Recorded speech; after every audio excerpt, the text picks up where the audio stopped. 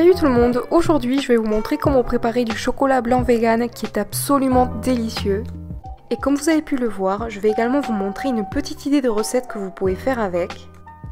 Pour faire environ 150 g de chocolat blanc, on aura besoin de 70 g de beurre de cacao pur. Voici la marque que j'utilise et pour info je la trouve au magasin bio. 50 g de sucre glace bio, 2 cuillères à soupe d'huile de coco, une demi-cuillère à soupe de purée d'amande ou de cajou, une demi-cuillère à café d'extrait de vanille et une pincée de sel. On va commencer par faire fondre le beurre de cacao tout doucement au bain-marie. Une fois qu'il est bien fondu, on le retire du feu, mais surtout on garde le saladier sur la casserole et on peut ajouter le reste des ingrédients. On mélange à l'aide d'un fouet jusqu'à ce que le sucre soit dissous et que ce soit bien lisse. Une fois que c'est le cas, on peut le verser dans un moule. Celui-ci je l'ai trouvé sur Amazon et je vous laisserai le lien en barre d'infos. Ensuite on peut le placer au frais pendant 2 heures ou jusqu'à ce qu'il soit bien dur. Autrement, si vous n'avez aucun moule en silicone, vous pouvez tout à fait le verser sur une assiette plate recouverte de papier sulfurisé et ajouter des fruits secs et des noix ou tout simplement le laisser tel quel.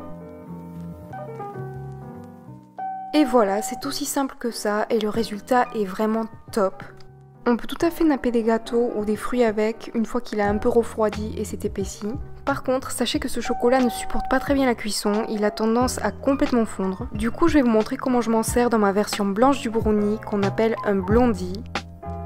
Pour le préparer, on aura besoin de 250 g de haricots blancs cuits, 40 g de flocons d'avoine, 80 g de sirop d'érable ou d'agave, 60 g de purée d'amande ou de cajou,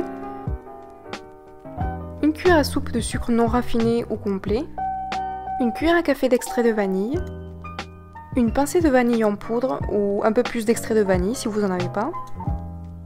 On mixe bien et j'ai oublié de le montrer mais il faut également ajouter une demi-cuillère à café de levure chimique. Une fois qu'on obtient une pâte bien lisse, on peut y incorporer une bonne poignée de noix de macadamia ainsi que quelques petits morceaux de chocolat blanc qui vont complètement fondre mais qui vont apporter du moelleux et du parfum au blondie. Ensuite, on peut verser le mélange dans un plat recouvert de papier sulfurisé. Pour info, mon plat fait 20 par 20 afin que le blondie soit bien épais. Et c'est parti pour une cuisson dans un four à 180 degrés pendant 25 à 30 minutes. On sait qu'il est prêt quand il est légèrement craquelé et doré sur le dessus. Et une fois qu'il sort du four, on peut le laisser refroidir environ une demi-heure.